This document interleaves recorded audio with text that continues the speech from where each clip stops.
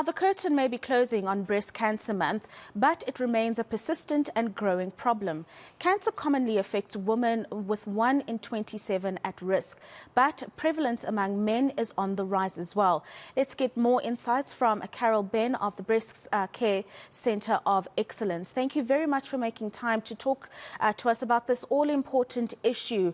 Let's start with the prevalence of breast cancer in the country. I have mentioned a stat in my intro, but I'm sure there are other components to the trends that we're seeing when it comes to breast cancer in South Africa.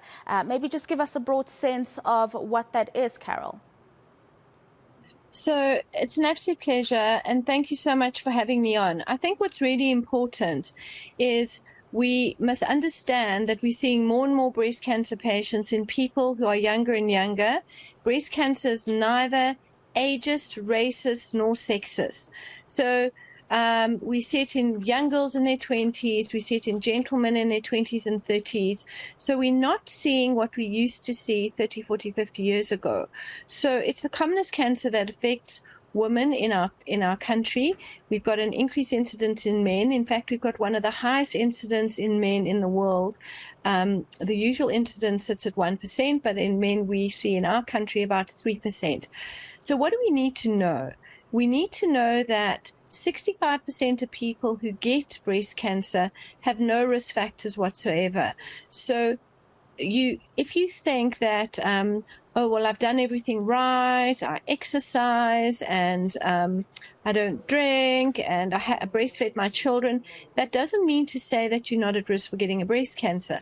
30% of people who get a breast cancer have family history of cancers on their mother and their father's side. So it's not a maternal inheritance. And we're talking about things like prostate cancer in men. We're talking about cousins, uncles, aunts. You want to know your cancer history, and particularly if there are young cancers in your family.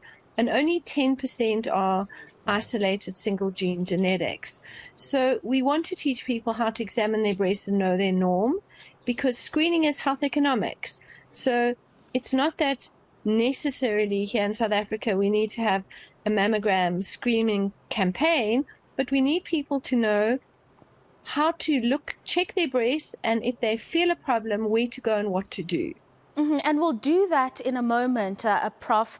Before that, though, you said there's a little bit of an inheritance that is contributing to the rates of breast cancer that we are seeing. But I'm sure lifestyle does play a role. You are indicating that younger people are now more prone to it than we would have seen previously. And I'm just wondering what lifestyle changes anyone should be making, not to prevent it, but to perhaps reduce their chances, if it's possible at all.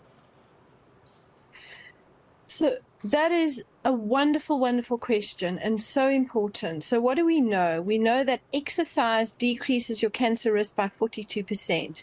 We want to maintain a BMI under 30, preferably under 25, but definitely under 30. So it's not specifically what we eat or drink, it's how much we eat or drink that's important. Obviously, we want to encourage not excessive alcohol consumption, and we really want to encourage people not to smoke. So we want a healthy lifestyle, but it's not one thing that contributes to getting a cancer. So it's a combination of factors. So stressors at a cell level, what we call the cell microenvironment, plays a large role in how cancers develop. So every time one of our cells divides, it gets a little mutation, just one tiny little one, and that's usually fine. Our bodies can deal with it. You can get 7 or 8 mutations and our bodies can still deal with it. But when you get lots more hits on those cells, the cells then become, they behave like different cells within that family. So it would be a family within the breast cells, but it would behave with a different division rate and have a different personality and develop then into a breast cancer. So that's how we see with all cancers. And once your immune system is not capable of killing out, once you've got a cancer, you really need to go and seek help, because medicine changes all the time, and we want to take away this concept of a hostile hospital environment and realize about multidisciplinary, safe care for people irrespective of access to medical aids or not. On that point, let's speak about the survival rates, Prof, and also just to understand, are all cancers that we'll get in the breast benign or malignant, or do you find cases where they are benign and not necessarily those that will spread through the body? And then with that, please just engage us on the survival rates that we are seeing. Okay. You know what? You asked the most amazing questions. I think I'm going to send my medical students and registrars to you for a rundown on sensible questions. So what do we want to know? So something that's not a cancer can't become a cancer. So benign lump in the breast, and how do we make a diagnosis with an ultrasound, a mammogram, and get the costs before you have a needle biopsy? Don't rush into surgery to find out what something is. Then, so something that's not a cancer can't become a cancer. A sleeping cancer is a family of cancers at their earliest phase. Some of them we can treat with medicine, and some of them we need to take out. And then awake cancers, we have 4 different behavior types of awake cancers, and they're each treated differently. By picking up breast cancers early, today, 9 out of 10 ladies are alive and well 10 years down the line. People do not need to rush in to surgery and chopping breasts off.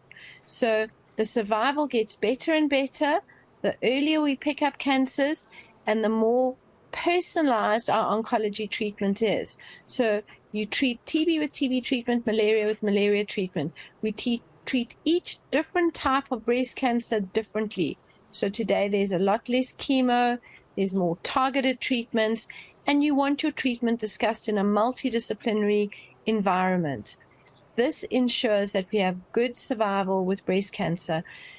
So saying, if people have got big advanced lumps in their breast, because my worst word is ignorant, people are not ignorant, they are scared to access healthcare services, please make sure that you come in, because even in this scenario, there are such new and exciting medical changes happening that we can manage people even with cancers elsewhere. They do very, very well for many, many years. With that you've just mentioned, Prof, the resources that are available in the country for people not only to get screenings if they have done a self-test or a screening at home and find that they need to get further consultation, do we have enough public resources for people to access, but also just the medication once you've been diagnosed and you can't necessarily afford medical aid? Are our public healthcare centres catering to those in need? So this is a spectacular question, because I've been in government for 35 years and 17 years at Helen Joseph, and actually recently resigned from my Helen Joseph unit because I'm very fussy about it, equitable, and I'm going to talk about that on Monday.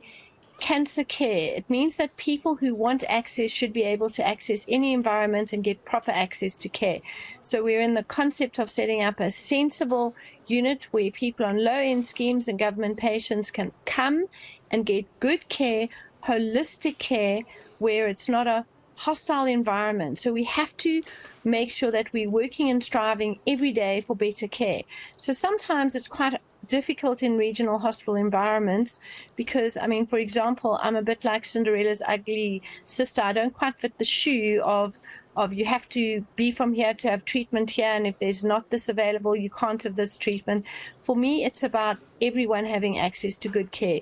So what people can do at the moment is contact in with Breast Health Foundation, and they will always let them know what is available in their facility, because there are many places in the country where they are very poor and short facilities. So what we're trying to do, and National Health, is set up, and today we can have virtual access on how to train doctors and have units where people have safe care, because it's important that care is available irrespective of medical aid to all people, and in a way that patients feel safe, so they feel looked after and not in a scenario where we can't have care. So technically what I'm doing is stepping outside of a regional environment to make sure that we can set up bigger, holistic, better healthcare systems. It's critically important. And I think from a government point of view, it's very, very hard to have, it's a bit like the Gulliver's Giant, you know, there's so many structures in place that are holding things down. I mean, I listened to your issue around the water. that it makes it hard for people who are trying to fix and change to actually get it right. So sometimes what we really have to do is realize in this amazing country we have lots of other facilities where we can still offer service. And what I love about this country is people are so prepared to get involved in help. So we're going to watch the space for bigger and better ways of managing cancer patients, because we need people to know that you mustn't be scared, and it's horizontal medicine. Your doctors must be able to talk to you, communicate with you. You need navigation systems in place so that people who've been through cancers are helping people take away the fear of treatment. So, Prof, I'm going to ask you now to perhaps give us a demonstration of how a self-screening would look like for our viewers to get that benefit. And while you do that, perhaps give us a sense of how often one should be checking on their breast. Go ahead, Doc. So I'm going to lower my screen. Okay, so you can see, and I'm not the most well endowed, but you get an idea. So what happens is you need to know your norm. So what you need to do is take your bra off and give your breast a bit of a jiggle. You jiggle down and you jiggle up, because what you want to see is there anything pulling in the skin, any changes on the nipple. If there's a red change on the top of the nipple, you need to make sure that you see a doctor. When you examine your breast, you use the flat of your hand, your 3 fingers, and people often feel their breast too hard. You want to gently, gently feel the breast going around all the different little quadrants, feeling for lumps, and just feel over the nipple by pressing on the nipple. You never squeeze the nipple because it's a glorified plug, and if you do squeeze it, you will produce a liquid out of it. When you feel for glands under your armpit, you relax your arm at the side to feel glands. People often make a mistake because they see it in the handout to lift their arms up. That's the technique we use when we do a breast ultrasound. It pushes the structures forward, but when you're trying to feel, then you can't feel so well. So you feel softly. We will all have little glands under there. So it's about knowing your norm and seeing if you have change month by month. So we should be doing this at least once a month. You can pick a calendar day, or if you see your period, you can do it just a couple of days after your period. And what you want to do is check and see, is it the same all the time? If you are not sure, you go and see a healthcare provider and ask for something as simple as a breast ultrasound. Don't squeeze your nipples. Remember, breast pain is normal. Lots of people get breast pain. Men have breast tissue too. They must check as well. On that note, thank you very much for that demonstration, Prof. And just a final thought from you. I suppose in all of the chaos and the stress and the anxiety that may come with a cancer diagnosis, it's important that attitude also matters in this regard as well. Just for that psychological well-being, a positive attitude as best as you can might also contribute to your well-being as you go through the breast cancer journey. Would you agree? Absolutely. So mental health is really important. Surrounding yourself with a group of navigators and people that reinform the positive, choosing your team correctly, and realizing it may be like an extreme event, doing the Comrades or climbing Mount Kilimanjaro, but you will take it one step at a time, like we all need to do with any of life's journeys, and one step at a time with people at your side. It means we can make that journey, which can be difficult, manageable. Professor Carol Ann Benn, thank you very much for giving us some of your time.